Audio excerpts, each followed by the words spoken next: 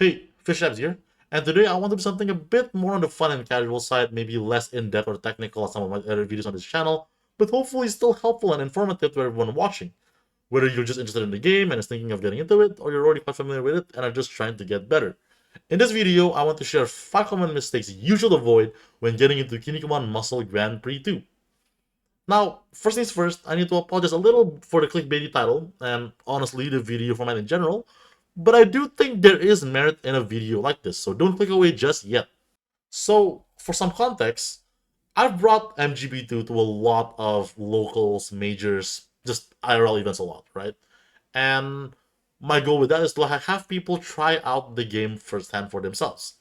Doing this for years now, I think I've probably had dozens, probably over 100 people try out the game for the first time. So I get to witness firsthand their kind of hour one, day one, week one experience.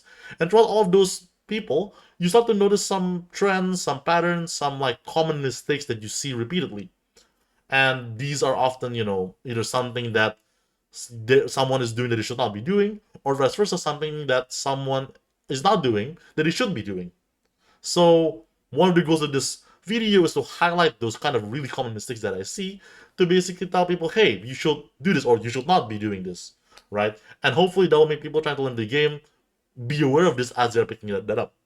Now, this might make it sound like this video is kind of worthless for people who are already really into the game.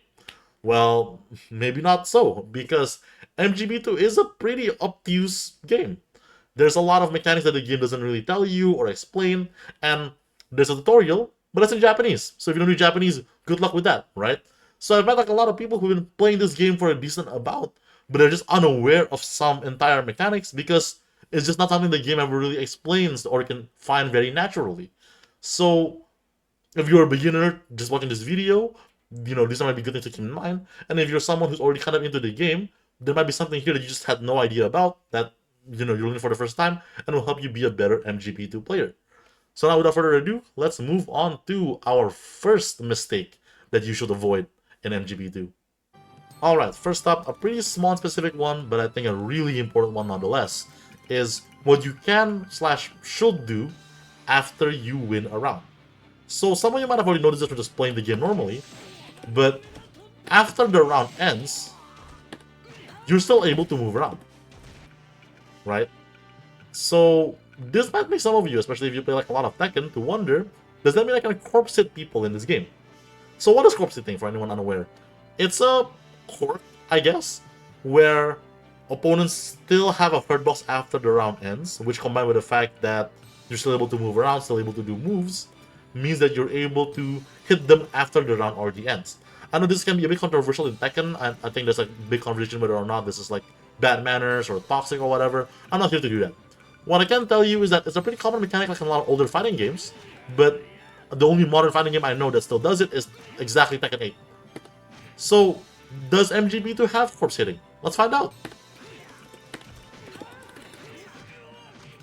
As you can see there, I'm still able to hit Terryman after the round ends. So the answer is yes, MGP2 does have corpse hitting. But just because you can corpse hit, does that mean you should? No! You should not corpse hit. That's mistake number one. Corpse hitting. Why is corpse hitting bad? Is it just because it's toxic or bad manners, like I said earlier with Tekken? Not at all. Let me show you exactly why you should not corpse hit in MGP2. So, in MGP2, you build meter by getting hit or by hitting someone. That's kind of no duh, right? But something more specifically is that most strikes in this game build much more meter for your opponent than for yourself, right? Here's Kinnikuman's jab. If you notice, that built more than twice the meter for Terryman than it did for Kinnikuman. Which basically means if you're just doing a lot of strikes, generally, your opponent will have way more meter than you will. Now, what happens when you throw corpse hitting into this equation? Now, pay attention to Terryman's meter as I corpse hit him. If you notice there, his meter was still going up even after the round ends, quote-unquote. This isn't the best way to show it because this is on training mode, so we just reset back to before. But in MGP2, meter does carry between rounds. So, if say you win round 1, right, say this is like a round 1 of a match, and you're going to win, you hit them multiple times, if you corpse hit them, you're basically giving them free meter because strikes do build more meter for them. So maybe, yeah, you're getting some meter back, but you're giving them way more meter. You're basically giving them free meter for no reason after the round already ends, right? Which is why you should never corpse hit, because it's just giving free meter to the opponent. So what you'd much rather do after you win a round, instead of corpse hitting, is charging meter. Remember that MGP2 has a manual meter charge in 6.4S.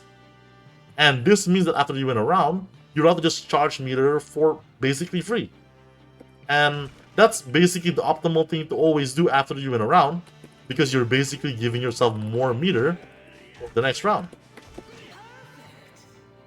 As before, this isn't the best way to show it because training mode, reset, all that stuff. But in a real match, that meter will carry over. So from a really good hit, you might be able to build like a whole bar of meter to set you up better for the next round. Now, there are some caveats to this in that the amount of time you have to build meter really depends on the move that you use to KO the opponent, right? In a previous example, I used Kinnikuman's jab, which has pretty low recovery, so Kinnikuman was able to build like almost 2 whole bars of meter. But if you end the round with a Kinnikuman Buster, for example,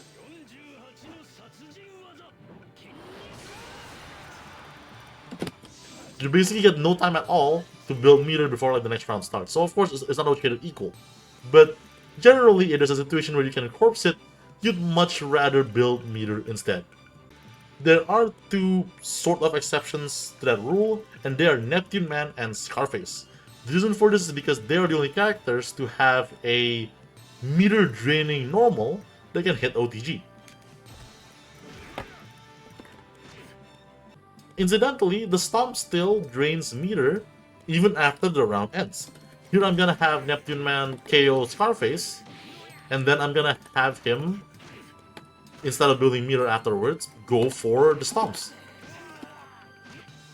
And if you see there, the meter drain still applies even after the round ends. Again, you can see it on training mode, but that meter drain carry over to the next round, so they'll start off with less meter than they did from the moment they got KO'd, if that makes sense. And that basically gives these 2 characters a reason to go for corpse hitting, albeit only with this move, because now they have like this option of, do I just build meter for myself or deny my opponent their meter? Now, most of the case, you probably still want to just build meter for yourself, but it is a neat option specifically for these 2 characters. Overall, though, for most characters, they don't have this, so don't corpse hit, just build meter for yourself. Now, mistake number 2 is still pretty related to meter, and that is activating KKD early in the round. Some of you watching this video right now might not even know what true KKD is, and that's fair. I don't think I've talked about it very much on this channel before, so that's kind of on me. I do want to change that though, so I've been planning to do a dedicated video all about true KKD, KKD styles, all that good stuff. So if you were ever curious about like those mechanics, look forward to that video whenever it comes out, I guess. But for now, the quick and dirty of it is that true KKD is this once per round power-up state that you can activate, or pop as we call it sometimes, by pressing A, T, and S at the same time. That, in other words, all buttons but guard. And notably, you can activate true KKD when you are in standing hit stun or block stun, like so. This blows the opponent backwards, right? So this can kind of be used like a combo breaker or like a burst, so you can interrupt your opponent combos with it. And this is probably the main use case for true KKD. The thing is, true KKD, like the power-up state, that is, the duration of it depends on how much meter you had when you pop. With the more meter you have, meaning it lasts longer. However, regardless of how much meter you had before, how much meter you used during the power-up, once that duration finishes, you will go down to 0 meter like you see here. Now, I think this is fairly intuitive.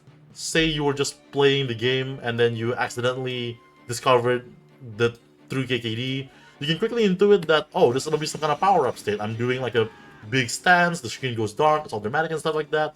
That's pretty easy to intuit. You also see, oh, I go down to 0 meter. I think I get that. And then you can also notice that you can only activate once per round, because you try to do it again, it doesn't happen again, right? So those I think are pretty intuitive. Something that I think might be less intuitive though is the downsides to true KKD. And that's the fact that after true KKD, you build meter at half the rate of normal. Here, I'm gonna build meter, and you can see how slow that takes. In comparison, I'm gonna have Terriman build meter here, and look how quickly he overtakes Kinnikuman. They both started at 0, and Kinnikuman had a head start here, but Terriman is quickly outpacing him, and that's because after you pop through KKD, for the rest of the round, you build meter at half the rate. This is really bad because meter is so important in MGP2. Every special move in the game costs some amount of meter. So if you're building meter at half the rate, you get to use special moves half as often. Honestly, probably even less than that, because 3 KKD ending sets you down to 0 bars, so you have to work your way up from 0. That's why whenever I play someone and then they activate 3 KKD, I mentally tell myself, after this 3 KKD duration ends, they basically have no more special moves for the rest of the round. Which is kind of an exaggeration, really, because they can still build meter, and realistically speaking, they probably might be able to scrounge up enough meter to do like a 1 bar special, maybe 2 1-bar special moves, but that's probably it. They basically don't have meter anymore for the rest of the round, effectively. So that's why activating so early is detrimental. Imagine if this was like a real match, right? Where you're kind of just, playing neutral or whatever, and then Terriman like gets a hit on me, I panic, I pop KKD super early, and now when the KKD duration ends, maybe there's like still 50 seconds left on the clock, we're both not even at 50% health yet, and I already popped KKD, I have no more meter for the rest of the round. That means I just have to go back from the deficit where I don't have the meter for confirms, for neutral, all that stuff, which is a rough place to be. Now, I will admit that this mistake is pretty contextual, in that how much it screws you over really depends on the character. There are some characters who are pretty meter independent, in that they can function reasonably well or even completely fine if they have no meter at their disposal. On the other hand, there are characters who really need meter to really play the game. This, of course, means that for the first kind of character, if they were forced to or they want to activate True KKD early, they're kind of fine with that. They probably don't love to because the meter is still good to have, but they're probably fine with doing so. But then the other characters, they basically have to say to themselves, if I activate True KKD, I better win right now, otherwise I might as well have lost because I just don't have any more special moves and I can't function anymore as a character. That's a bit of an exaggeration, but there are characters a bit like that. And I think these two characters kind of showed that off pretty well. Akuma Shogun for column A, Sunshine for column B. Surprise, surprise, a lot of the characters who are really good without meter are characters who are high and top tier. Shocker.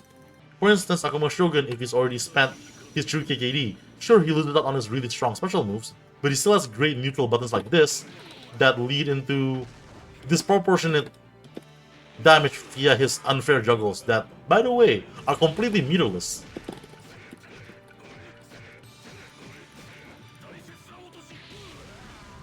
So, yeah, he's fine without meter. On the other hand, with Sunshine, his optimal juggle looks something like this.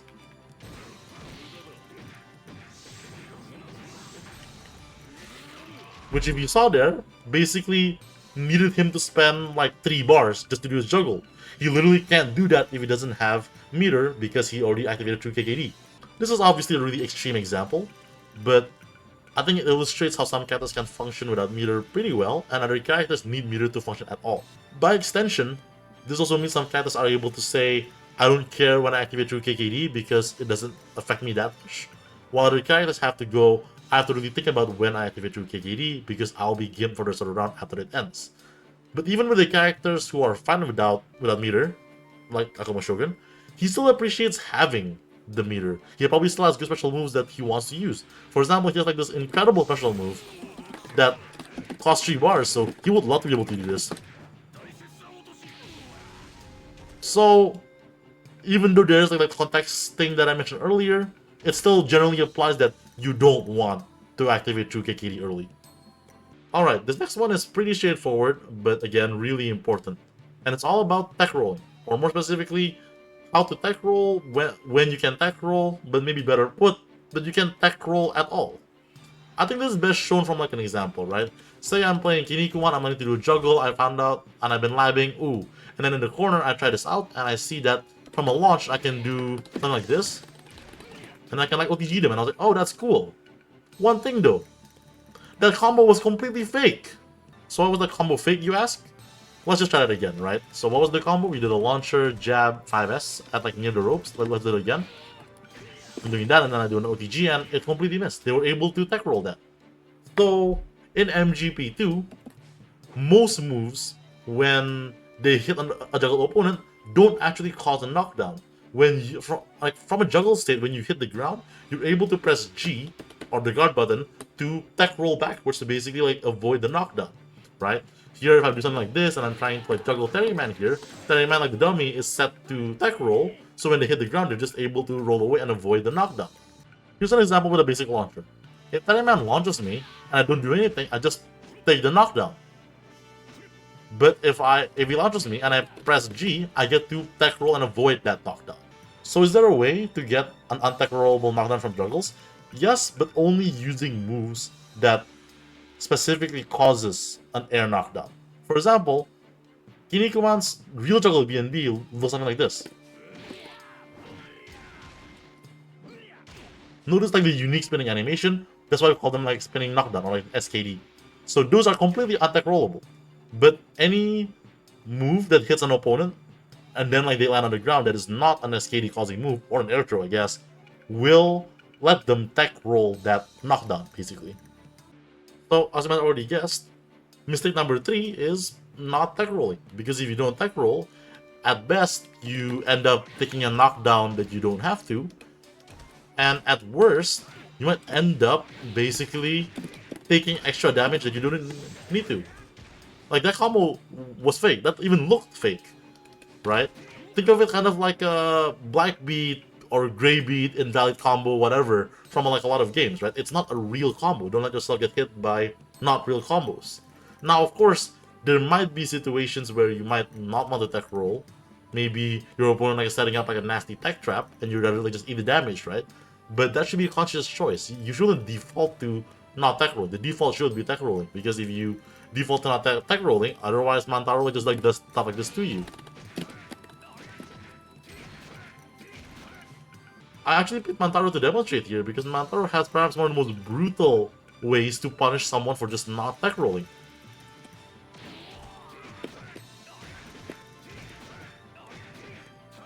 If you notice here, this is kind of an infinite if you never tech roll. So yes, please tech roll so you don't get infinited in a knowledge check by Mantaro. This next one is kind of still about tech rolling, but not so much the kind from when you are falling from the juggle, but when you're already on the ground. So to demonstrate, let's say I'm knocked down. Ideally not because I didn't tech roll, but because say I get a hard knockdown from like a throw, right? So when I'm on the ground like this, how do I wake up? A lot of people do this. Did you see what I did there? That's the classic roll back throw tech. So the roll back throw tech, which is a name I completely like just made up just right now, and let me just show it again by having Terryman throw me again, is when you get up doing that.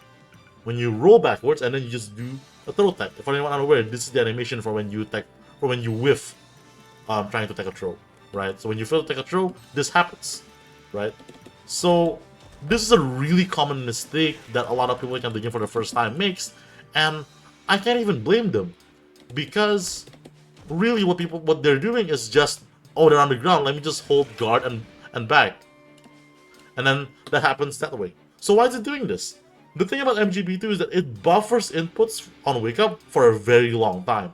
So when people do this, when people get thrown and they're just like holding quote unquote back, because you know, if you're coming from a fighting game, you're used to just holding back, but that's not really a thing in this game because MGP2 like has a block button. So what ends up happening instead is that the game buffers like your back input and the guard and gives you back roll, which is just tapping back, right? If I just tap back normally, I get back roll without the guard. But then back and guard together creates throw tech. So the game basically takes that whole input as roll backwards and then wake up throw tech. I don't think I need to explain why this is really bad. If you ignore the fact that this is basically a beginner miss input, what you're doing is you're rolling backwards and throw teching, which I guess is a hard call out for your opponent run up throwing you on your wake up, which is kind of a crazy call out, right? You're probably like not doing that. So Most likely, if you're doing this, you're just gonna end up getting punished for it, which means it might be kind of difficult, because with the back roll and stuff, you know, your opponent probably won't get a punch unless like that really heads up. But in the corner, it's a different story. This is basically a scenario that I see happen so often against new players. So, you know, try to not be that, I guess, where, you know, the new player gets thrown, and then they accidentally do the back roll and they get basically punished for it, and, you know, just gets punished a lot for it, right? So that happens really frequently. So just try to keep in mind to like not do that.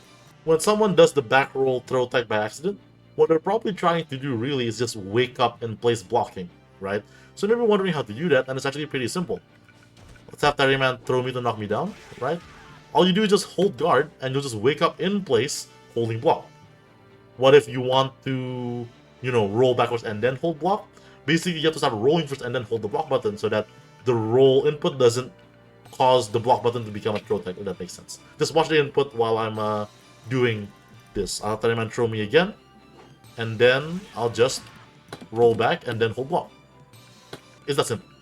Though, I don't think people necessarily like don't notice. I think it's more so they're doing it out of habit, right? People are used to just holding back or down back as they wake up. So a lot of people, I think, like just subconsciously are holding back or down back while they are waking up, causing the back roll throw tech. So maybe what I should say in this segment isn't, hey, don't back roll throw tech, you probably know that. It's more so be mindful of that, right? Think about where your hands are, like, you know, if you're holding it down back by accident or out of habit while you're waking up, because that can end up causing the back roll throw tech. Alright, the fifth and final mistake, and trust me when I say, I saved the best one for last. This is probably the most important mistake in MGP2. Something that, honestly, a lot of American players, me included, still do a lot. Maybe like not because we don't know, but because it's quite tricky. And you'll see what I mean in a minute. Are you ready? Mistake number 5 is not mashing. You didn't mishear me. It's not mashing too much. It's not mashing enough. Now let me be clear, I don't mean, you know, just going ham on your stick in neutral for no reason, right? No, that's not the kind of mashing that I mean. What I mean is that MGP2 has a lot of moments where you can actually mash to reduce your hit stun. But the game doesn't really tell you this, right? There are games like Guilty Gear Plus R, where there's an indicator on screen when you can mash to reduce a hit stun, like those are like stagger moves. That actually works a lot like that in this game, except this game never tells you that you can do that. One place where this comes up, and probably the one where it's easiest to both do the mashing and to visualize the impact of it, is after a hammer throw. Hammer throw, or known as an Irish whip, is the universal 4T, which is like the throw that sends the opponent running behind you. And if they make contact with the ropes, like that causes like a rope bounce, right? Here, I'm gonna have Terryman do a 4T on Kinnikuman mid-screen, like from round start distance, right? That is enough to basically send Kinnikuman running and hitting the ropes, causing him to bounce back. Now let's try it again, but this time I will mash with Kinnikuman. You can see there, it's kind of like the different direction, but it's functionally the same because it's round start. By mashing enough, Kinnikuman recovers faster and is able to stop before he makes contact with the ropes. So by doing this mashing, you're able to avoid a lot of rope bounce situations. Here I'm gonna have Terryman throw Kinnikuman from the ropes, right? Unmatch completely, he runs that far. But then, if we mash it, he only runs half the distance basically. So this is really important to avoid like those rope bounce situations, right? And this is probably the easiest to mash out because by just holding block and then mashing this way, you can just basically avoid anything else. You avoid getting a misinput, because, especially because you can't activate through KKD while you're in that running state from like a hammer throw. Another moment where you can actually mash is after getting knocked down. Not at untech time, as in the time you're forced to stay on the ground after like a move that knocks down, whether that's a strike or a throw, can actually be reduced by mashing. Here I'm going to demonstrate that, or attempt to, because I'm not very good at it, by having Terryman throw me, and then I'm just going to like periodically tap guard to see when Kinnikuman naturally gets up if I don't mash out the Granite Untech. And then here, I'm gonna have Terryman throw me, and I'm gonna mash the buttons to try to get up faster. Will I succeed? We'll see.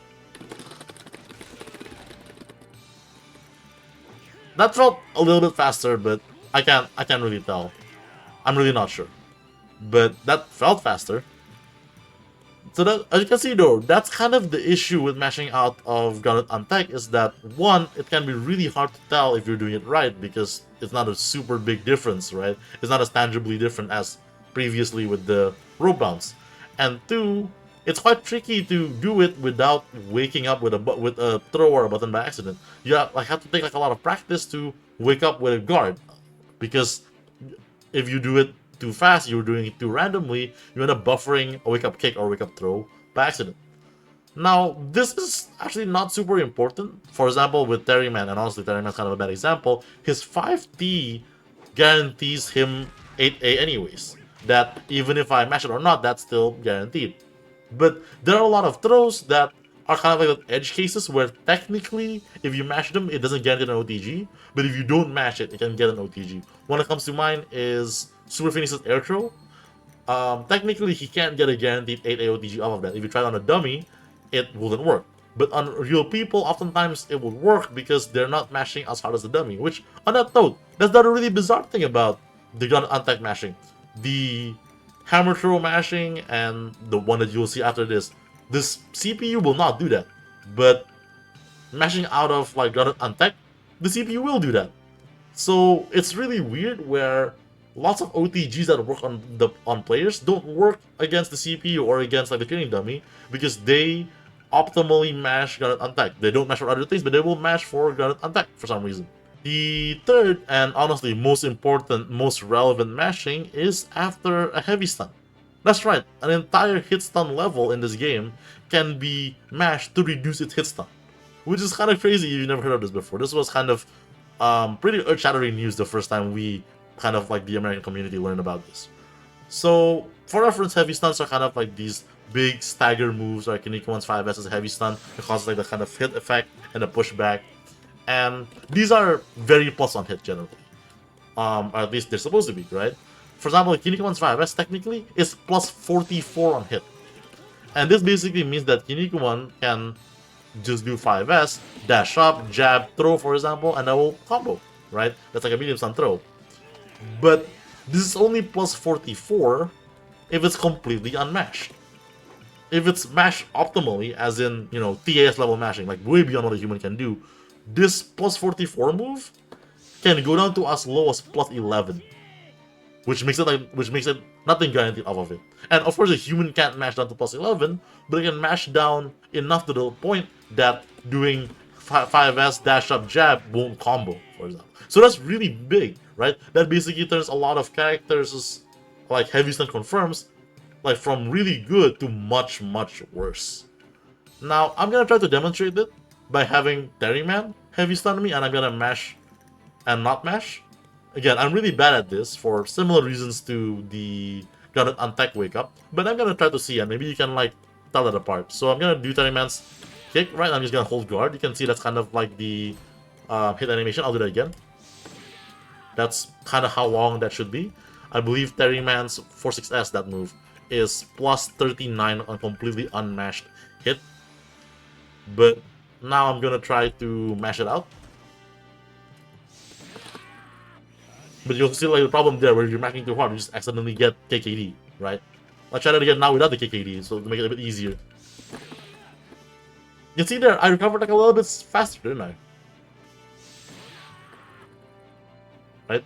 So, doing this, I'm really bad at this personally, right? And I don't know the trick. I feel like that there should be a trick to it, but I don't have it in me to basically like mash it optimally every single time.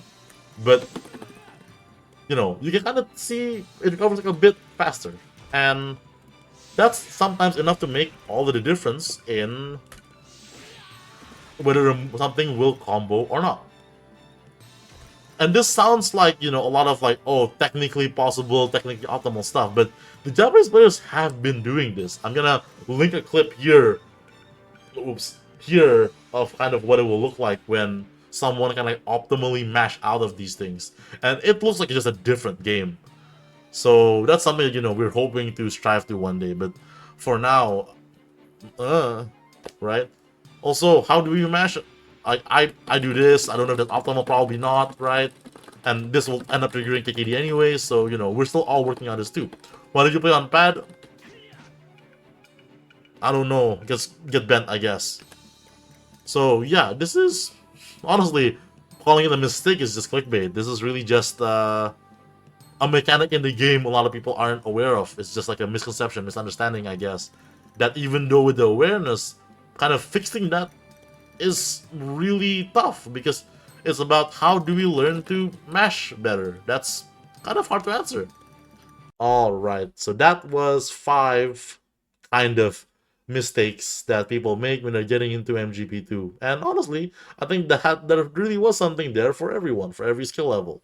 Hopefully you learned something here. I know this video ended up being a lot longer than I hoped it would be, so apologies for that.